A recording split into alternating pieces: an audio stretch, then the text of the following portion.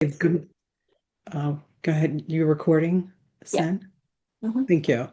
Good morning from the East Coast of the US and welcome to everyone. We are having a beautiful day here. It's going up to 89. It's only 80 right now, so we're going to go ahead and get this done. I go down in my gym and work out after that time before it gets too hot. We here are all certified coaches with Flourishing Workplace, and we represent a company that believes in truly cultivating and supporting organizations and their employees and mental health and psychological, social well-being. And if you're joining this call, I believe that you must also believe in that same thing. I'm Dr. Wanda Walker, a certified leadership and relationship coach, and I spent over 35 years with the federal government as a senior and executive, and I'm currently the CEO of my own company, which is a coaching firm. And I work with individuals and teams to lead and teaching them to lead, connect, and thrive. So I'd like if our team could introduce themselves, and then we'll go on. My co-host first. Good morning, and thank you. I've been having some challenges this morning with my technology, so I do apologize for that. I'm Dr. Gwendolyn Diggs. I am also a certified flourishing coach. Excited about today's platform that we have for you, and just know that we are here to answer any questions and to provide any feedback as we go through this journey together. Good morning, everyone. I am TK Mason from sunny San Diego. I am a resilient and wellness coach, and I just want to greet everybody here this morning. I hope you have a fabulous day and looking forward to the top three myths that Wanda has to share. Awesome. Thanks so much, team. My name is Cynthia Chow Huang. I'm here in Calgary, Alberta. I'm the Director of Business Development with Flourishing. I'm also a business sales and leadership coach. And one of the things I love about being part of this team is being able to support others, whether it's individuals, corporate, companies, nonprofits, to really flourish and take a look at really what psychological safety means. And we have a whole arsenal full of tools from communication to leadership. Yet, just super excited to hear from Dr. Wanda today. So thank you so much for joining. Okay, I'm going to ask you to buckle up for safety. In absentia, I would really like to give acknowledgement to our CEO, Abe Brown. Abe is called a coach's coach. It means that not only is he coaching, but he's actually helping us be better. He's actually trained over 8,000 coaches and his over 30 years of experience. And he's an international speaker, an author. He's the visionary for the Certified Flourishing Coaching and Training and most of the modules. So let's get into this important topic because everyone knows that you don't do your best work while you're walking truly on eggshells. Okay, the best thing for us to do as we talk about psychological safety is to ask ourselves, what is psychological safety?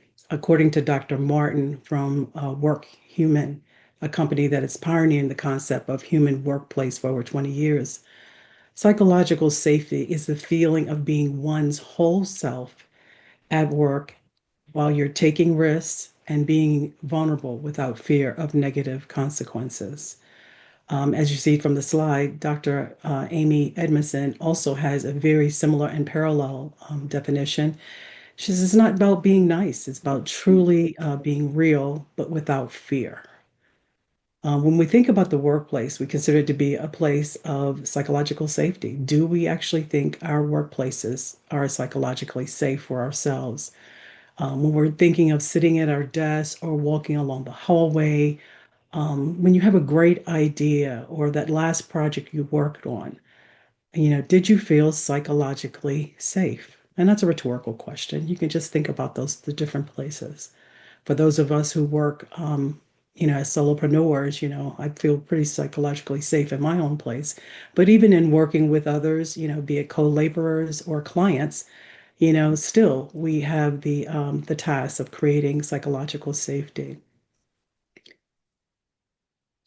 Okay, so in the instance where, we have employees who are not feeling like they're psychologically safe, um, what can we say about that? What's the response?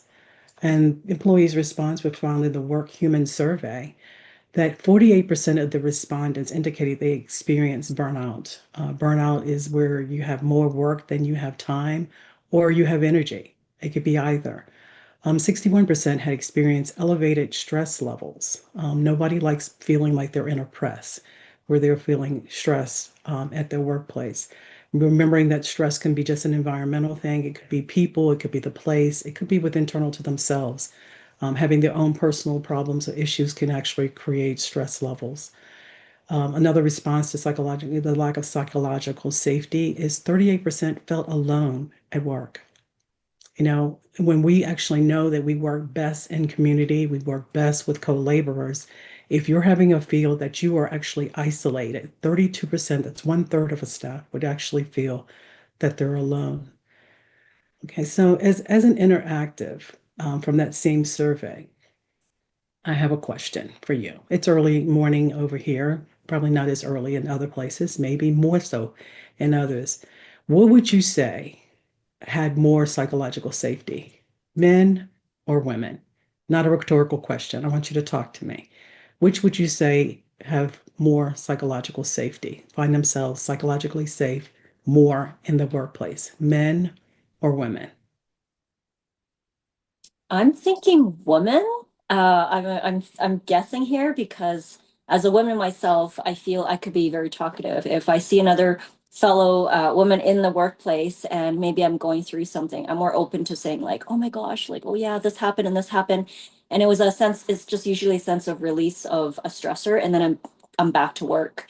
Versus I know with my husband and a few other men in my life, they usually don't share a lot of what's going on. They're just kind of like they keep it inside and they stuff it in. And I think that can cause a lot of that stress and not feeling like they can share and not feeling safe. Okay. Others? I would have to say that I am truly on the fence about this one because it all depends for me on who we surround ourselves with in the workplace. So it's I'm kind of on the fence. Anyone else? I really think it can be a mix, I think originally it would have been women, but I think after COVID, I think the men is coming up the ladder because women usually always find other women to talk to, and men are very, they're very closed off, I found, and they talk side by side. So I'm gonna go men.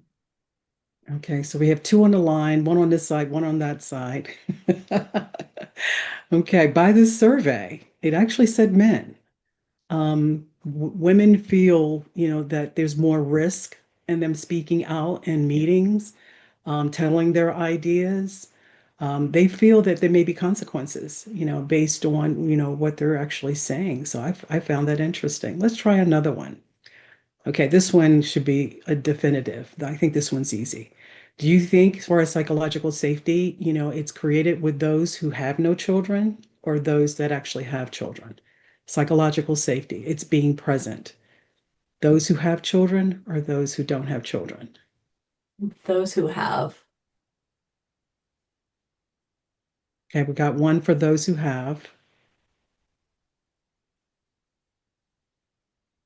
I Any other really guess? would, I would say that children definitely help us to release some of the things that are happening during our workday, and sometimes it can intensify it. I would say more psychological safety may be with the individuals that have children because they tend to pour themselves into their children and what makes them happy and feel good. Okay, so we have two on one side as far as those with children. Okay, I'll tell you the answer. It's actually those without children. Remembering those who may be single and without children, the flexibility to saying, okay, bye, I'm out of here. And so they don't really feel the pressures as much as someone who's tied down to the mortgage, the car payment, the boat payment, and the child in private school, they can't go anywhere. So the pressures are there for them. Good job, guys. Okay, give you some food to thought. Okay. Don't forget So about that. I'm sorry. go ahead, go ahead. Don't forget about that group that have children, that are not single. I mean, they're single when they have children. It's a different dynamic for that person that's just single without children. But single with children is another factor. I'm sure. I mean, there's so many different factors, and I see this as being one survey as far as the one that was done in 2021. I think it would make a difference as far as the demographic also. There's so many factors. So, I'm just trying to speak out some of the factors that they were believing the reason that it was going the way it was going. So, okay, when a psychological safety is present, though, what could some of the impacts? Let's take a look at that. So, why does psychological safety actually matter? Why is it important to an organization? An employee will actually experience reduction in turnovers and a reduction in safety incidents. And safety incidents, I was just talking to a client, they believe that was just injuries on the job. But safety incidents could be physical, it could be mental, emotional. It could also, of course, I think our rank is, to believe that it's just physical, but it can be any of your attributes could actually have a safety incident. And an employer, it matters as far as with their staff because they actually experience 27% reduction in turnovers, 12% more production, and 40% reduction in safety incidents. So we can see how that would be positive from the standpoint of both the employee and the employer. So it becomes a win-win situation. Google's Project Aristotle names psychological safety as the number one factor in high-performing teams. And I know that as far as an employee and you're giving performance, and you'd like to be a high performing member of the team, and your employer would love for you to be a high performing member of the team. Okay, psychological safety matters. Okay, because of all the physical, mental, and emotional and economic repercussions, of course it matters. It's an important topic, but sometimes we get incorrect ideas about psychological safety. Okay, we're getting into the three myths. What are the three myths? Number one, it means being nice. And I thought that one was probably the one that actually brought me the most humor. Psychological safety goes way past just being nice. Being nice, the pleasantries, good morning, that's just being human. That's just being in the same environment as other individuals. Um, but psychological safety is actually about creating a safe place as far as for opinions to be shared and values to be shared. So it goes way past nice. Number two, with the myths, okay, we recognize that nice it goes way past that. Psychological safety is not keyword for a substitute for performance. Uh, in the instance where you're feeling that your workplace might not be psychologically safe for you, it does not say that I don't have to work. So please don't use as a defense. I don't feel safe, so I'm not going to do anything. Excuse me. In that instance, you should be going to up the ladder as far as your supervisor or your supervisor's supervisor to seek assistance. Don't find yourself in a place where you're actually not performing because of it. Even though we know sometimes when you're not in a psychologically safe place, your performance may be impacted. That's why you need to actually move to a place to actually rectify the situation. Okay, so it's not being nice. Psychological safety is not just being nice. Definitely not a substitute for performance. And number three, there's a myth that it must come from the top down. Wrong. Psychological safety, because it's not just a leadership, shouldn't just drive psychological safety.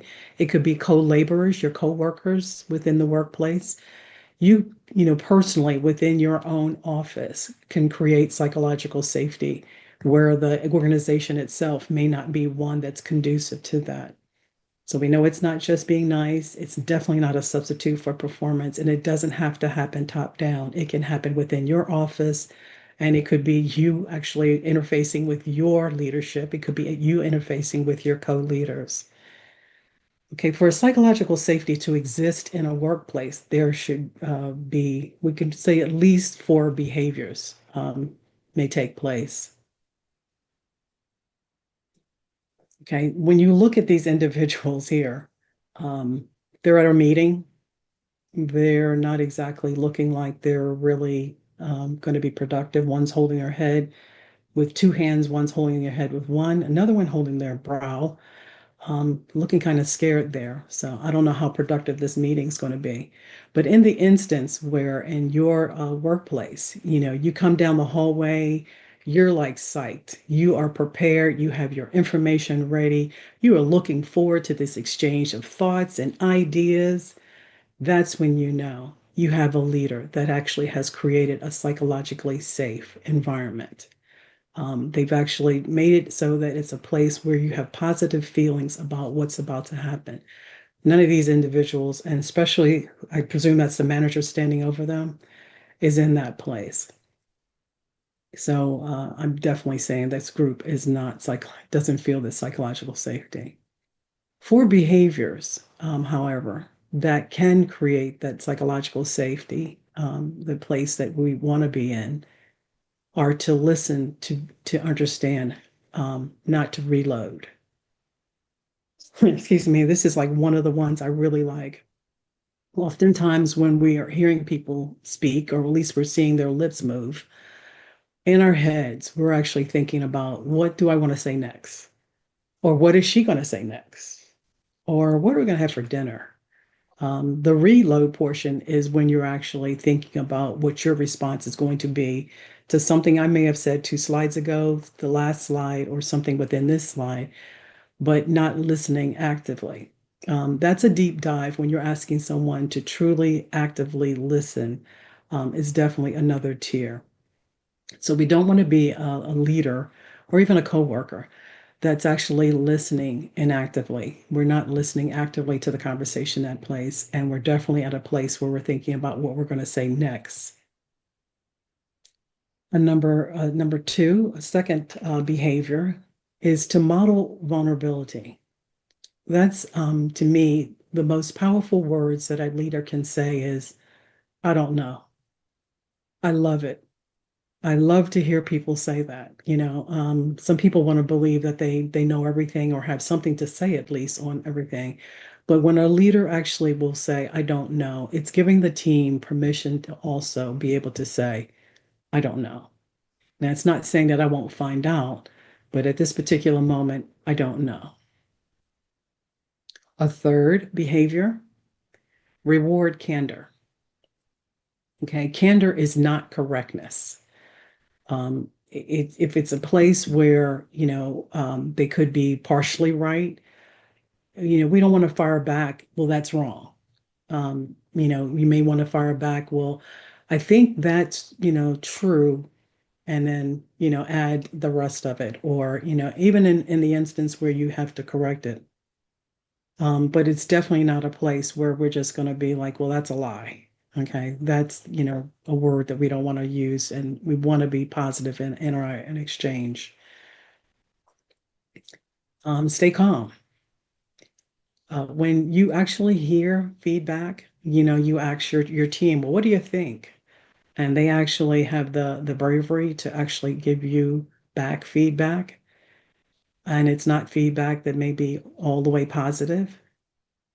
Then we have to remain calm in that instance, recognizing we asked for it. They're feeling, safe enough that they're going to give us that feedback, and we have to take it on the chin, and give it your due consideration. And what actually gives you bonus points is if you actually change because of that feedback.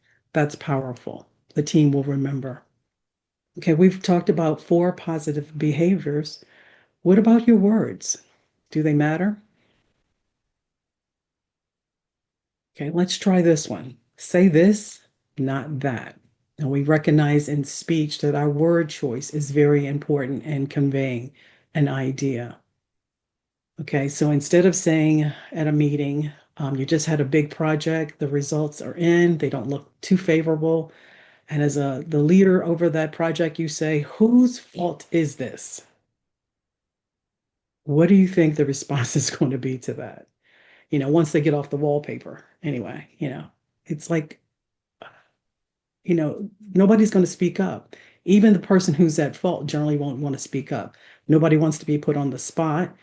And nobody wants to take blame like that, as far as, and people are going to disengage. That's the opposite of creating a psychologically safe environment. What could we say instead? What's possible to say instead? Instead of, we got a project, it didn't really go that well. Whose fault is this? What could be a statement that we could say instead of that statement? You want us to pipe in?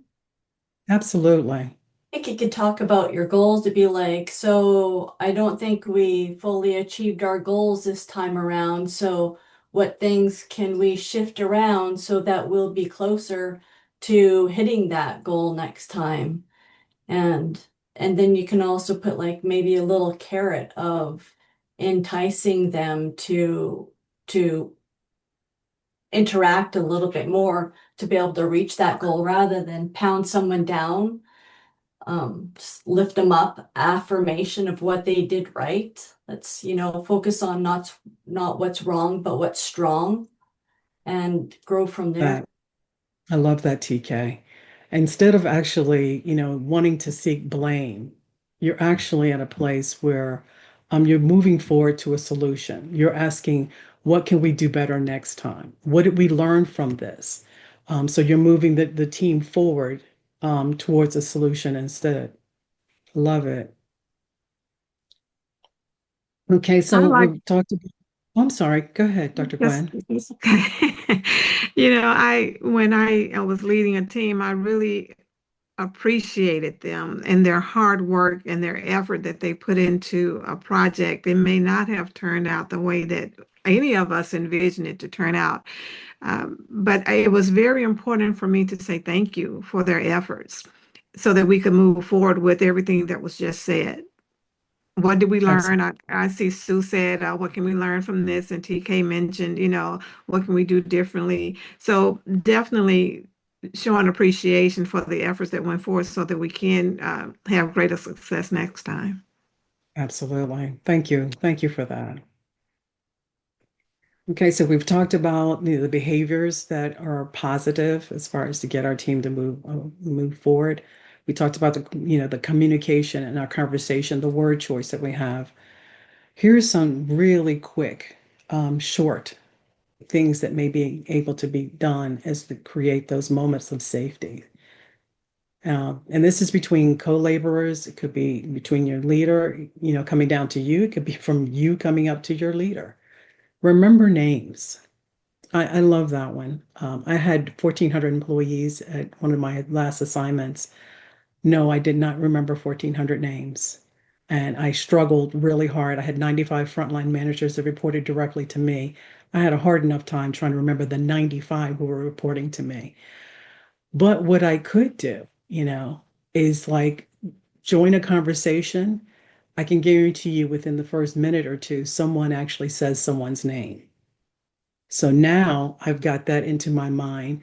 I can now engage with them as far as the information that I just heard. This is sneaky, but the information I just heard, I can actually appear to at least have remembered their name, and actually engage with them then. Dale Carnegie says that the person's name to them is like the sweetest thing that they can hear. And it's very true. I love it when where I actually attend church. It's 12,000 members. I know that my pastor doesn't remember my name, but I think he kind of uses, my kind of like shortcut there, because he usually does come up with the name. So remember people's names. It means the world to them. Ask questions with curiosity. This is one that I love.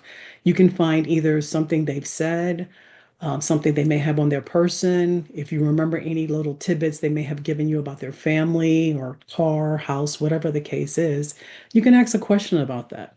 It references back to, I've actually remembered what you said, and you're important enough now that I can actually bring that forward as far as our conversation. But you have to be genuine with that. In the instance where you're not genuine, it's actually, that fake curiosity is actually worse than your silence. So be genuine, be genuinely curious. You can want to engage them in communication or conversation, but be genuine with it.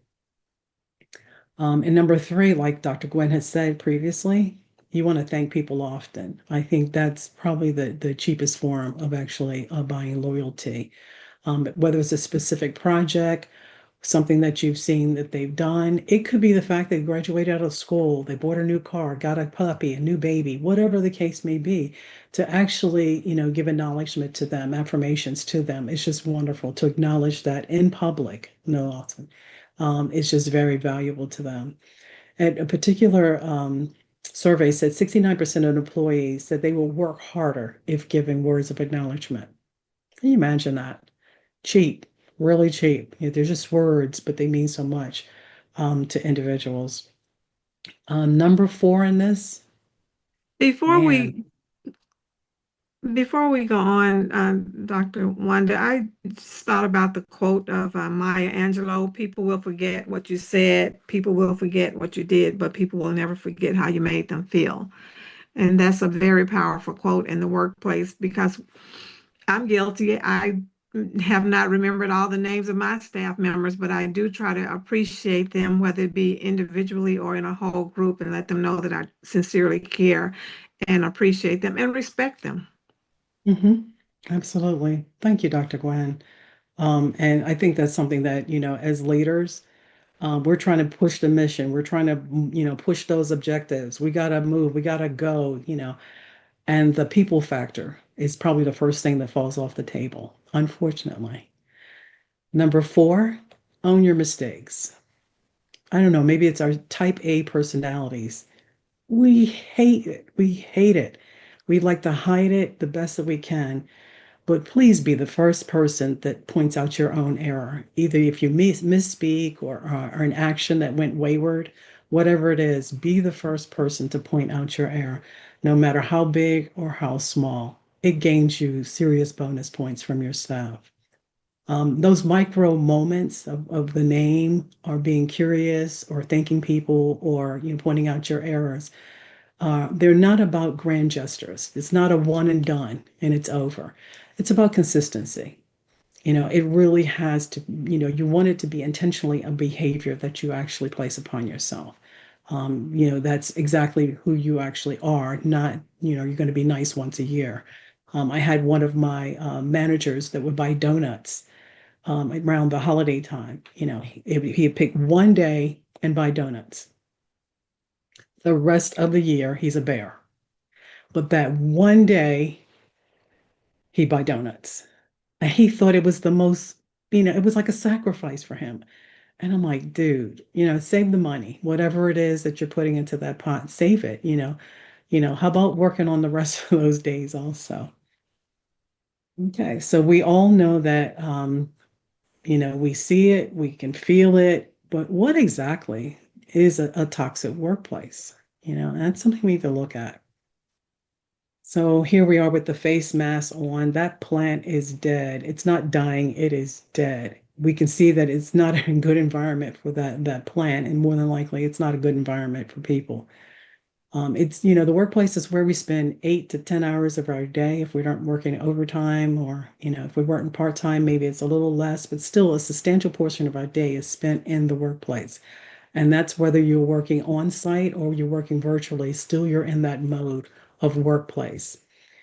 Only 46% of employees say they have a great deal of trust. And that trust is going to creating that psychological safety.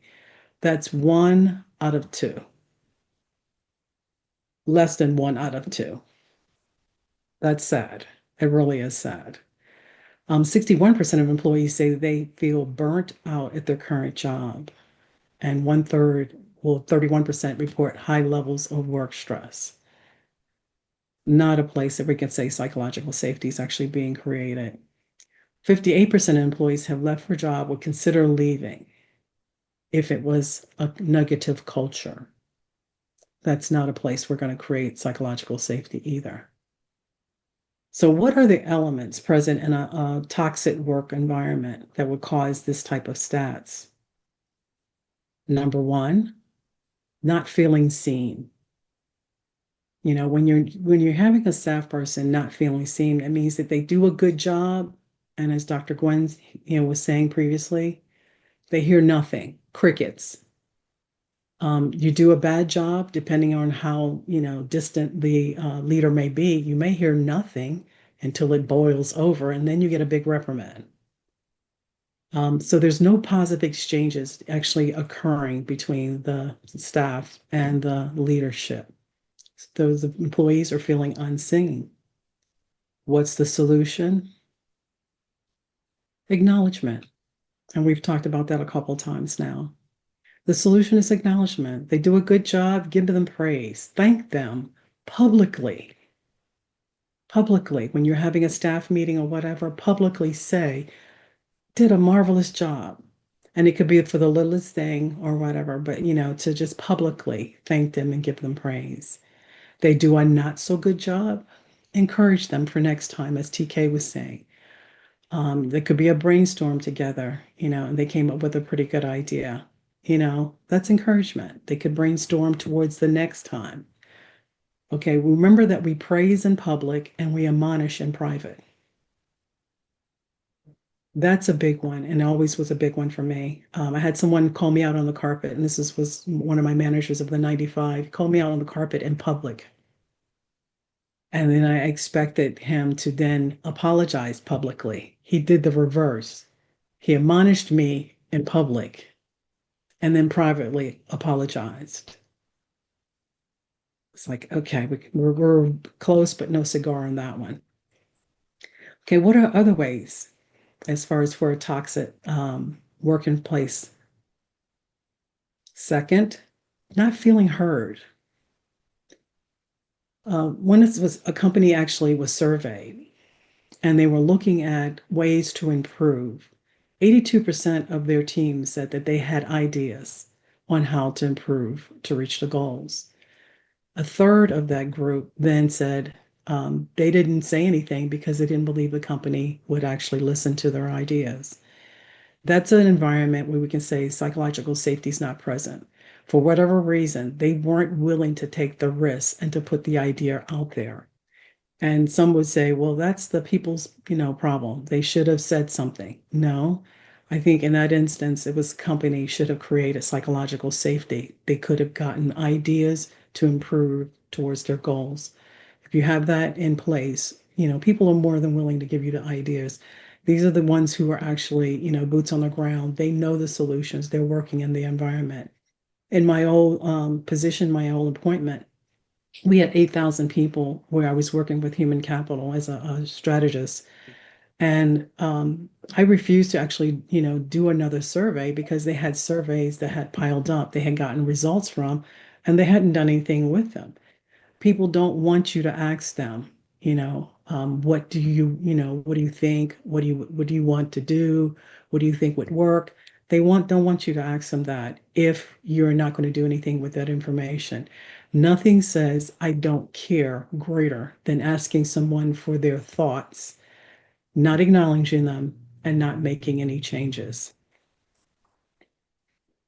Okay, as a leader, psychologist Carl Rothers said the act of listening is a difficult discipline. It requires intense concentration and attention to everything the person is conveying, both verbally and non-verbally. We had a poll from the US and Canada of 64% of 675 professional workers said leaders make decisions without seeking input. That's dangerous. Those who are actually, doing the work should be the first ones we ask, what should we do? Okay, for that, it's not being heard, what's a solution? Well, it's easy, no brainer. The solution is listening. Sometimes people will use words sometimes and use behaviors. So remembering that it can be verbal or nonverbals that we need to really be listening to. Either way, we need to listen. The way that nonverbal could be either behavior on their part or they could quit. That's a nonverbal, believe it or not. Okay, so the next toxic solution or toxic workplace we might experience is not being understood or not feeling that they're understood.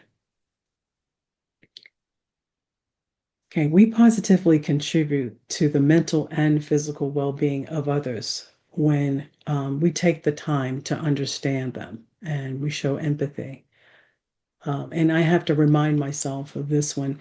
As far as understanding someone doesn't necessarily mean that you agree what's being said, but you are acknowledging that they have the right to feel or not feel the way they do. So we're actually in this big world leaving enough space that people can feel the way they feel. And we acknowledge that. We don't have to agree with it. A 2008 study examined whether people feel happier and healthier when they perceive themselves as understood in their daily social. And absolutely. The increase as far as life satisfaction and physical symptoms also, which we would, probably not think of, but physical symptoms were also felt. With the physical, we know it goes down as far as lessening stress, which lessens down to blood pressure, so we can see it actually being a health concern also.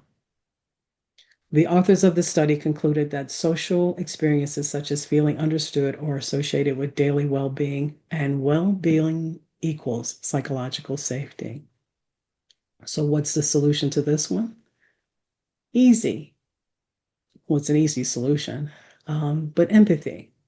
Sometimes, when I was saying previously, we as individuals are moving so fast as leaders, we don't take the time to interface with our employees, and that's when they're feeling that we're not understanding them. We're not even talking to them. And again, we don't have to agree with their point of view, but you should understand that they have the right to have that point of view. So our last is lack of clarity. Brene Brown said, clear is kind, unclear is unkind. Because of poor or no communication, your staff believes that you're operating in a whim. We'd like to think that my leader is being strategic in all the decisions, has taken all the information, put it on the table, and we're heading on a true course of action. That creates psychological safety. Operating otherwise does not. No safety is created in the unknown. People don't move, believe it or not, when they have unclear directions or unclear solutions. We feel that as leaders that we're casting a clear vision. No vision is being cast when people don't understand it or it's unclear, and goals will not be obtained because of a lack of clarity. Okay, so what's the solution to that one? Transparency. We can communicate several times, say it different ways, and then say it again.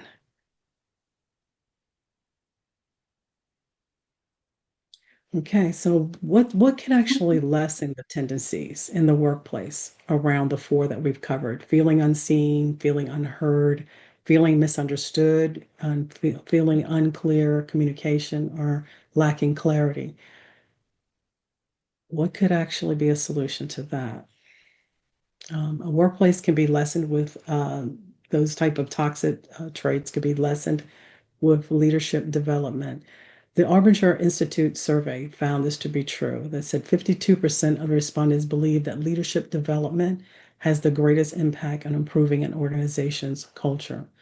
So training is a solution, but you ask, training in what? Well, let's go full circle. Back in what we were just talking about, on the right is the possibility in a toxic workplace of what we're actually seeing. Not the employees who are not feeling seen, not feeling heard, not feeling understood, and not experiencing clarity. And the solution being on the left-hand side, as far as creating acknowledgement, listening, empathy, and transparency. Okay, let's do a little interactive here. Looking at the wheel, what do you think you could work on today to impact the psychological safety, either of your organization or your client's organization? What do you think would be key? What would be easiest, or do you have a scenario in your particular realm? What jumps out at you from the wheel? An area that you could work on today. So this would be a take home. For me, I feel it would be empathy at this point too, because like you mentioned, feelings are valid to each person. I mean, it might not be reality, right? Except how we feel is how we feel. And a lot of times that's just what people need to move forward. It's just say, hey, okay, someone heard me. I'm not going crazy. It's all good. And then can move forward, right? Just that validation that, hey, I'm normal, I'm human. So I think that's important. I like that. I like that. So a task of empathy. Anyone else? I Something like you could actually. listening because Okay. a good leader, or let's say a bad leader, is not listening, and nothing is going to change or move the dial if a leader is never listening to the people below them. Well, they can listen to higher up, but if they're not listening to what's going on down below, then nothing's going to change and everything's just going to stay the same. So I think listening is also the easiest thing that a leader can do. Love it. Love it. Thank you, TK. Anyone else? This is really great. And, as I look through each one of the pieces here, I can see room for improvement in each one. um, and then I put myself in the employee and the employer role, the leader and, the employee. But the whole, I think, gist of it all is just to always find myself learning and improving. I really try to make sure throughout my leadership roles is that I'm being transparent and that I'm listening. So those two really kind of go hand in hand with me. I think I do a great job acknowledging and having empathy, but just constantly making sure that I'm also transparent and actively listening is key to me. Okay. Thank you, Dr. Gwen. Anyone else?